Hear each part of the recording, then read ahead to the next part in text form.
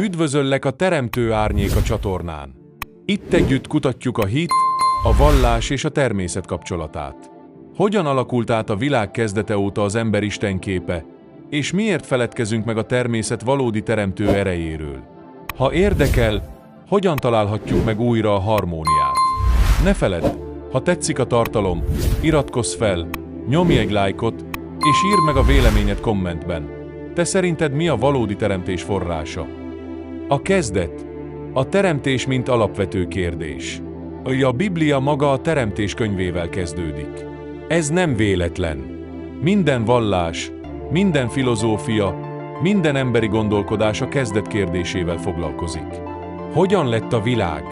Honnan ered az élet? A keresztény hagyomány szerint kezdetben teremté Isten az eget és a földet. Ez a mondat önmagában hordozza a teológiai gondolatmagot. Van valaki, aki a semmiből létrehoz. Ez a valaki a mindenható Isten. De ha körbenézünk magunk körül, a fizikai világban, akkor mit látunk? Azt, hogy minden élet a természetből fakad.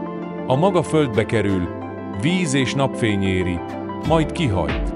Az állat megszüli utódját, az emberi élet egy nő méhében formálódik. A természetben van egy folytonos, megállíthatatlan teremtőerő. És itt már elgondolkodhatunk. Vajon a Biblia is nem pontosan ezt a természetben tapasztalható teremtést akarta kifejezni, csak más nyelven? Ha szigorúan nézzük, fizikailag teremteni csak a természet tud. Az ember képes alkotni, formálni, átalakítani, de új életet létrehozni, az csak is a természet képes. Az ember minden építménye, minden technológiája a természetből származó anyagokra épül. A természetben az erők, a föld, a víz, a levegő, a tűz, a fény olyan körforgást hoznak létre, amelyben mindig újra és újra megszületik az élet.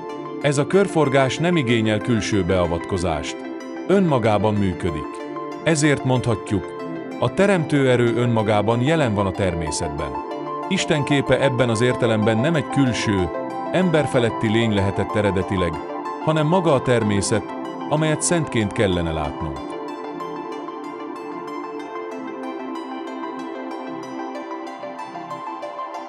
Érdekes párhuzam, hogy a keresztény ünnepek jelentős része a természet ciklusaira épül. Gondoljunk csak a karácsonyra. Jézus születését december 25-én ünnepeljük, közvetlenül a téli napforduló után. A nap ekkor a legalacsonyabb ponton áll, majd újra emelkedni kezd. A fény visszatér a világba. A húsvét is a tavaszi napéjegyenlőséghez kapcsolódik. A természet újjászületését, a halálból való feltámadást tükrözi. A pünkösd a nyár kezdetéhez kötődik. A termés érésének, a bőség időszakának kezdetéhez. Mindezek azt mutatják, hogy a vallási hagyomány, még ha át is alakította a nyelvet, mindig a természet ciklusaira épült. A természet az, ami valójában teremt, és ezt az ember őszidők óta felismerte. A kérdés az, miért kellett a természetet elrejteni egy Isten alak mögé?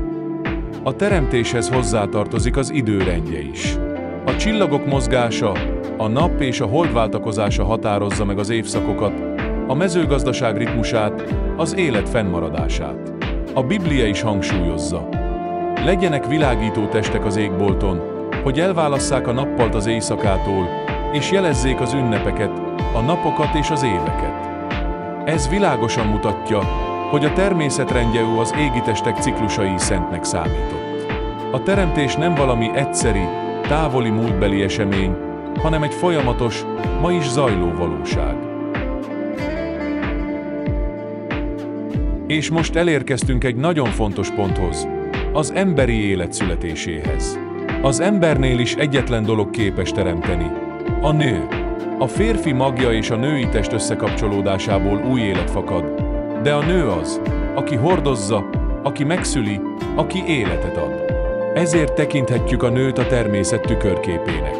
A természetben a föld adja meg az élet színterét. Befogadja a magot, kihordja a termést, majd életet ad. Az emberi létben a nő tölti be ugyanezt a szerepet.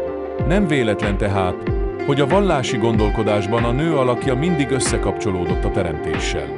De itt jön a torzulás. A kereszténységben a női teremtő erőt szűzi állapotba kényszerítették. Szűz Mária alakja egyszerre felemelés és korlátozás.